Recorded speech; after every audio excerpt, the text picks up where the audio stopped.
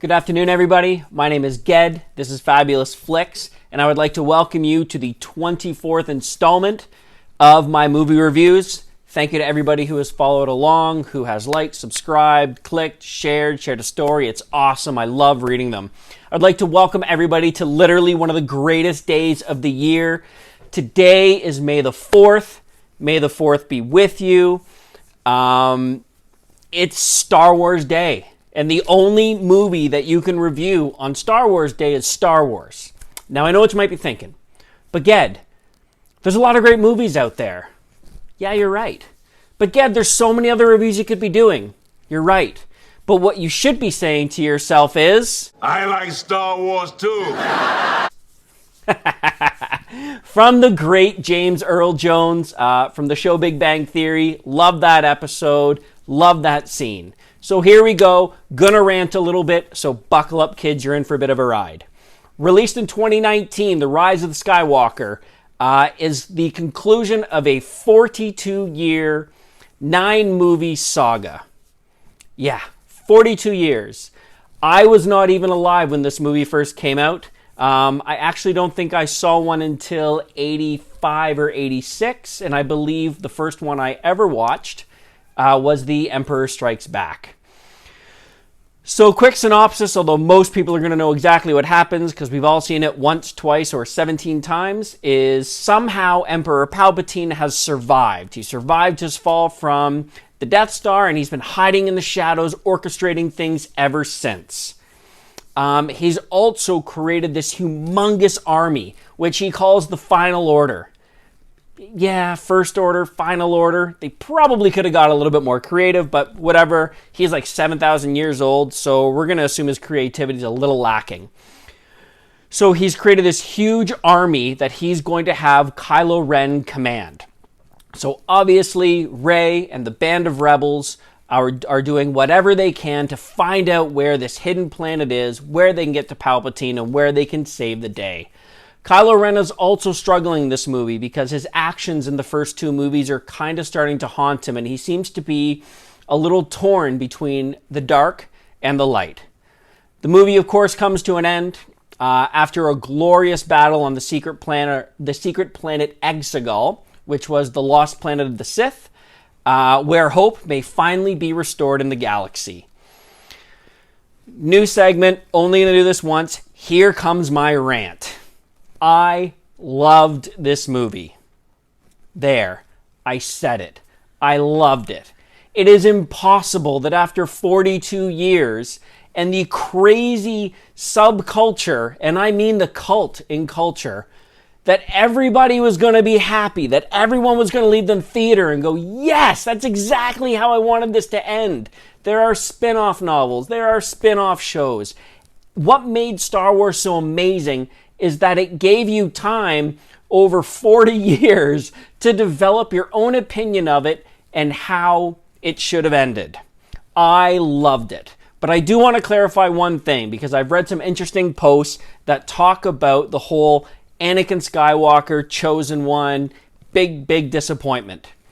Here's your lesson for the day. Anakin's goal was not to defeat the Emperor. It was not to bring balance to the Force by living a normal life.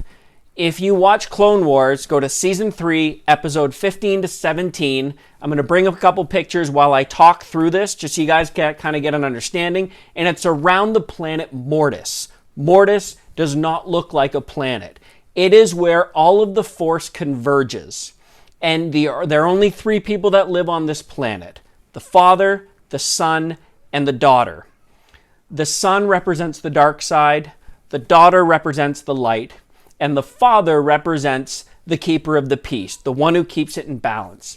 Anakin, Obi-Wan, and Ahsoka end up on Mortis, and it is then revealed to him that his destiny is actually to stay on Mortis to keep balance between the light and the dark. And he's literally speaking about his children.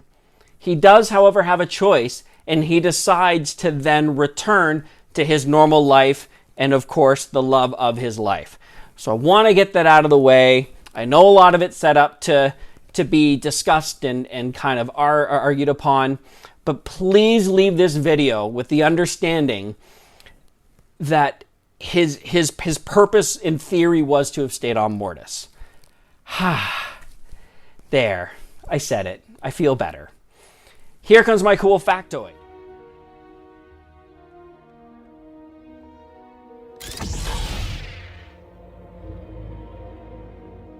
Okay, so I'm going to give you guys a quick tutorial on lightsabers, just to kind of clear all this up. If you had a blue saber like Anakin Skywalker, you were more of the warrior. If you carried a green saber, for example, like Master Yoda, you were more in touch with the spiritual side of the Force. There was also a yellow saber. It was called a Sentinel blade, and it was strictly reserved for the guardians of the Jedi Temple.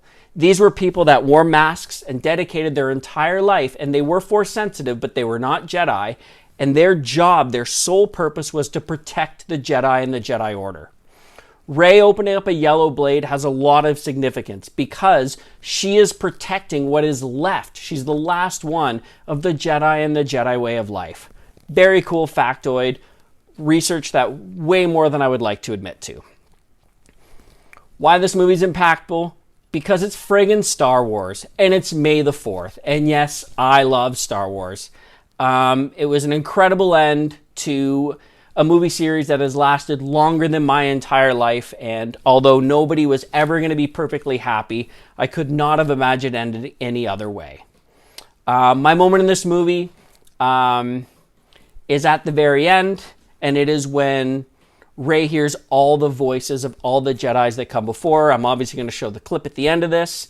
And what I loved about it is you heard the voice of Ahsoka Tano and Kanan Jarrus, who are not as well known in the Jedi world unless you've watched Clone Wars and Rebels. These are your final steps, Rey. Rise and take them. Rey. Bring back the balance. Very cool scene. Thank you so much for watching. Want to give a big shout out to Spinny Designs, who made me this wonderful shirt for the occasion. Death Star. It is your destiny. Have had a blast doing this, and already looking forward to the next one. Take care, guys.